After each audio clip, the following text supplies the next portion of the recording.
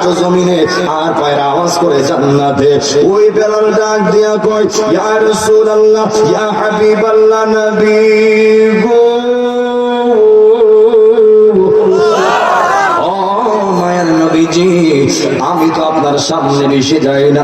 ইয়া রাসূলুল্লাহ, নবী গো, আমার চেহারা তেমন সুন্দর না, আমি বললাম সবচেয়ে কালা সাহাবী। ইয়া রাসূলুল্লাহ, এই মালঞ্চপুরের বাবারা, যদিও বেলাল দেখতে কালা ছিল, দেখতে বিশ্রী ছিল, ওই বিয়াদবরা বেলাল জিহ্বাটাকে ছোট করে দিয়েছে। যদিও এত খুঁত ছিল, কিন্তু মনে রাখবেন যে মসজিদের ইমাম ছিল আমার দয়াল নবী, ওই মসজিদের মুয়াজ্জিন ছিল হযরতে বেলাল। কথা কোন ঠিক কিনা বলেন? ওই বেলাল কেমন বেলাল জানেননি? যেই বেলালে সকালে আযান না দিলে সুর হইতো না, উনি হলো ওই এমন বেলাল। বন্ধুরে আমার, ওই বেলাল ডাকতে, ইয়া রাসূলুল্লাহ, আমি আপনার সামনে কম যাই, কিন্তু নবী গো, যেন আপনার নজর আমি বেলালের দিকে থাকে, যেন আমার দিকে আপনার নজর থাকে। আমি প্রতি নামাজের আগে ওযু কইরা আমি 2 রাকাত আপনার মহব্বতে নামাজ পড়ি।